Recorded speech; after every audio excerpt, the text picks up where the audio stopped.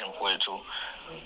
Ngizwa kuthiwa ugwazela uyiqhathile lapha kwimpucuzeko Maskandi Festival okunge-13 kulonyaka. Ngizwa kuthiwa ufuna uyagomela mfowethu, usumemezela igoli lonke.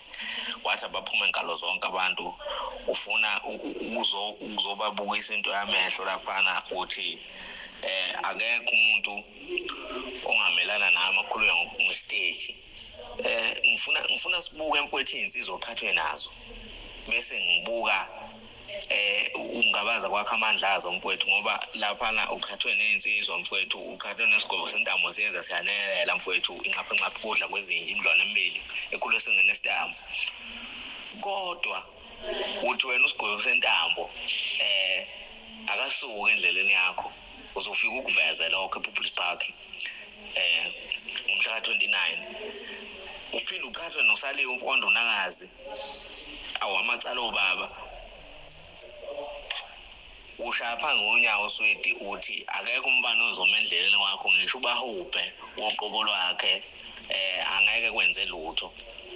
Angazi mfowethu, angazi kodwa nje ngiyezwa kuthiwa mfowethu uthi abaphume ngempela abantu inkalo zonke bephume bezobuka umdlalo uqhude amaningi mfowethu, zindala zombili mnikiso ngolakhe. Uphinde uqhathwe nensizwa yalapha eFryhead ubhusho omdala umcebo.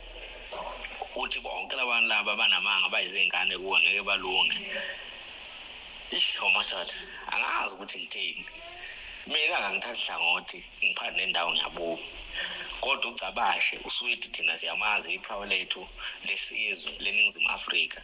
Uma ngabe uthi wena Swedi uzoyishaya lezi insizwa, uzofika uqhifize uSaliwe umgcobe bengamboni, uthi usaqhifiza uSaliwe uphinde ugcobe usigwebo, uthi usagcoba usigwebo uphinde ugcobe bahubhe, uthi uqeda ukugcoba bahubhe bese ugcoba umcebo.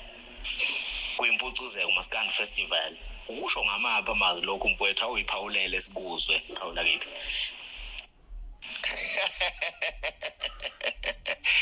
Lokushaya ngempama, lokushaya umkhaya. Niyayithanda indaba nina mkhaya. Futhi lezi ndaba lezo ngathi zifuna insizwa uSwedi nisondela kakhulu. Cha, uthi nguhlebele mngani wami ngoba phela sibuye sihleba ngithi mngani wami phela ungabatsheli yena abantu. Ngiyazi ukuthi ngeke ungithuthi. Lalela ngutshele. Ngiyayibona mina iposter lapha ngibona ingulube, ngibona imvu, ngibona imbuzi. Hawu, kwenze njani bese kuba usigwebo sentambo kube yimi, so 5 lapha nembuzi, ingulube, imvu, usigwebo sentambo yimi. Ngiyayibuza ngithi ukwazela usikhatha nezilwane zokufuywa ngabe kwenze njani? Kodwa nje mfowethu abantu bachumisa ukuthi iSwedi lizohamba phambili ke nje ke. Ke kuveli ke vele iSwedi ke manje wathinta iSwedi nje uthinta into enogazi ithandwa ngisho eMavarsity, ngisho ngayo ngoyo ezikoleni ingane ziyalithanda kakhulu iSwedi. iSwedi nje aliphele ngisho abantu bethandana amakhono obhema lapho so likhona iSwedi abantu nje iSwedi liyathandwa mfowethu okokuqala nje ke lokho. Okwesibili ke iSwedi mal performer alishayile kalati leyo bahubhe bezongihlula lapha kube sizolwa sizodlala umdlalo wamashayina. Ubezongihlula kuba ubhe ngomdlalo wamashayina.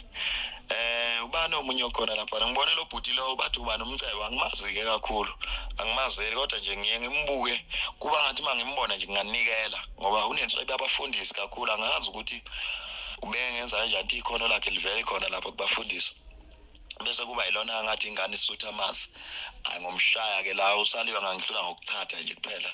Uvuka ekuseni uyothatha ikho ngangihlula akho kodwa nje okunye nokunye ngiyinkunzi kubona ngiyinkunzi. Kanti webhoqo nifuna buphi umkunzi? Ibuphi umkunzi enifunayo abafana? Nifuna buphi umkunzi?